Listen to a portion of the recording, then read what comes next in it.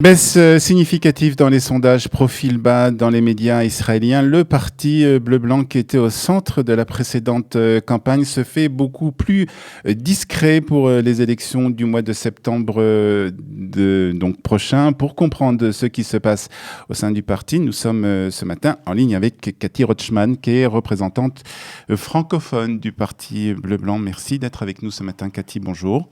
Bonjour tout le monde. Boker Tov. Alors, le parti bleu-blanc est beaucoup plus discret, il faut dire, cette fois-ci. C'est vrai que lors de la dernière campagne, il y avait eu l'effet Benny Gantz avec sa déclaration, son entrée en politique. Cette fois-ci, on entend beaucoup moins parler du parti. Comment cela se fait? Mais d'abord, vous m'étonnez, j'ai l'impression quand même, pas l'impression, pour moi, on les entend tous les jours dans la presse. Aujourd'hui, nous sommes la seule alternative. Enfin, pour aujourd'hui, les élections vont se jouer entre le Likoud ou Bleu-Blanc. Donc ça, c'est certain et évident. Nous sommes la seule alternative à ce gouvernement qui ne s'occupe plus des citoyens, mais qui s'occupe uniquement de la survie d'un seul homme.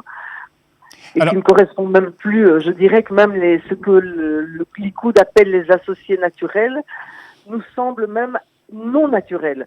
En fait, les orthodoxes qui veulent faire revivre tout le pays selon la halakha ne correspondent même pas aux religieux nationalistes qui ne veulent pas ce genre de vie. Donc on ne sait pas très bien ce qui se passe. Je crois que le problème est plutôt Likoud que Bleu-Blanc, qui lui se porte très bien, qui ont les mêmes candidats. La liste sera presque inchangée.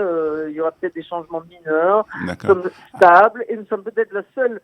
Pour le moment, je crois que si on n'entend pas parler de nous, c'est parce que nous sommes le seul parti qui est stable. Donc on n'est pas la une avec nos scandales et nos remue-ménages. Alors tout de même, vous dites que vous êtes la seule alternative à Benjamin Netanyahou. Vous êtes le parti et Benny Gantz, c'est le seul qui peut remplacer Benjamin Netanyahou à la tête du gouvernement.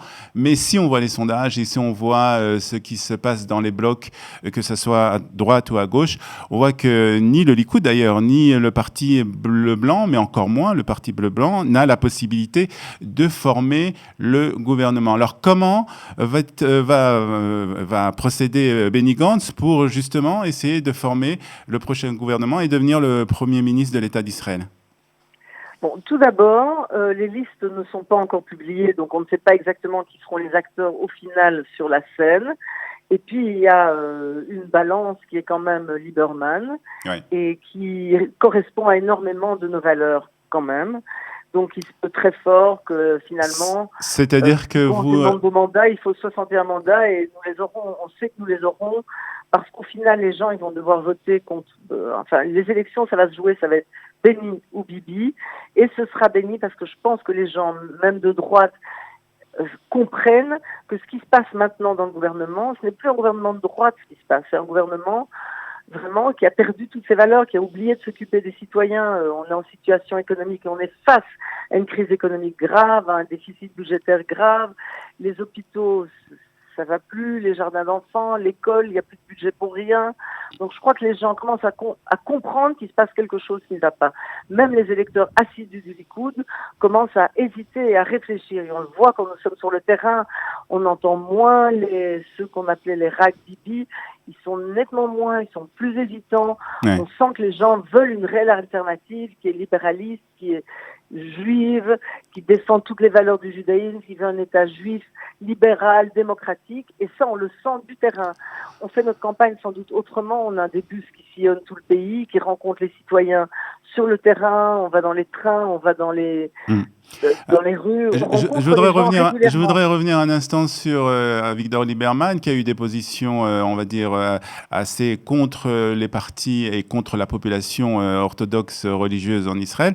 C'est-à-dire que vous n'excluez pas une alliance avec Avigdor Lieberman, c'est-à-dire que vous vous retrouvez dans certaines, on va dire, déclarations, certaines positions du parti d'Israël Beiteinu et de Avigdor Lieberman? Là, je voudrais corriger quelque chose. Oui. Personne n'est contre, et je crois, donc je ne vais pas défendre Avigdor Lieberman, dont je ne connais pas exactement tous ces interviews, je défends Bleu-Blanc, mais en tout cas, certainement à Bleu-Blanc et Avigdor Lieberman, je n'ai jamais entendu qu'il était contre les orthodoxes. On est contre la kfiadatit, donc la coercition religieuse. C'est tout, nous sommes pour un judaïsme, pour un pays juif, pour tous les juifs, et ça, nous sommes bien d'accord sur ce sujet. Nous voulons un pays où tous les juifs pourront y vivre et pouvoir y vivre selon leur vision du judaïsme, selon leurs croyances, exactement. Donc, mais jamais, souvent on dit au Lapide ou bleu-blanc, ils sont anti-orthodoxes. Non, c'est faux, nous ne le sommes pas, mais nous voulons que les orthodoxes aient leur place comme toute autre croyance. Les conservatifs ont droit, les juifs libéraux, les laïcs, tous sont juifs. Alors, on a vu ces derniers jours, ces dernières semaines, Benny Gantz et les dirigeants du parti bleu-blanc sillonner le pays, se rendre dans des villes qu'on appelle des villes de développement, qu'on appelait en tout cas des villes de développement, qui sont aujourd'hui des villes comme Sderot, des villes comme Akko. Et justement, on a l'impression qu'il y a un nouveau message que ces dirigeants veulent faire passer, c'est-à-dire qu'il y a un côté social qui avait été peut-être évité où on n'en avait pas beaucoup parlé lors des dernières élections. Et là, on a l'impression qu'il y a un nouveau message que veulent faire passer ces dirigeants en disant que le parti bleu-blanc, c'est aussi pas seulement un parti de la sécurité, pas un parti de la défense avec donc ces 3 chefs qui sont des anciens chefs de l'état-major de l'État d'Israël, mais c'est aussi un parti qui s'occupe des problèmes sociaux. Exactement. Ça a toujours été dans notre programme, mais c'est vrai que ça n'avait pas sans doute été assez mis en évidence dans la campagne précédente. Maintenant, ça l'est. C'est pour cela d'ailleurs que notre campagne, elle est vraiment aller vers les gens, leur dire, les écouter. On rencontre les maires dans chaque ville. Benny Gantz rencontre les maires et leur parle, leur demande quels sont vos problèmes pour les comprendre réellement. Et tout ça rentrera en ligne de compte dans le travail qui sera fait quand on sera au gouvernement. Et effectivement, la médecine, tout ce qui est social, a été trop délaissé. Il faut que l'argent, c'est 3 milliards qui vont à ces élections inutiles. On aurait pu construire avec cela 2 hôpitaux et agrandir les hôpitaux existants, avoir plus de personnel. Il y a une grève des infirmières maintenant parce qu'il n'y a pas assez de personnel. Le personnel médical n'en peut plus. Ils sont à bout. Ils n'arrivent plus à travailler. Les gens les agressent. Il y a sans arrêt de la violence à l'encontre du personnel qui les soigne. Mais ce n'est pas de leur faute. Il n'y a juste pas assez d'infirmières. Il n'y a pas assez de lits d'hôpitaux et on a dépassé le nombre de lits d'hôpitaux permis dans chaque hôpital. Les gens sont dans les couloirs, dans les salles à manger, dans les salles d'attente, dans des lits. Et dernière question, Cathy, ça concerne ces listes. Comme vous l'avez dit, les listes ne sont pas encore fermées. C'est-à-dire vous avez, en tout cas, les partis ont jusqu'à jeudi pour présenter les listes électorales à la commission électorale de la Knesset.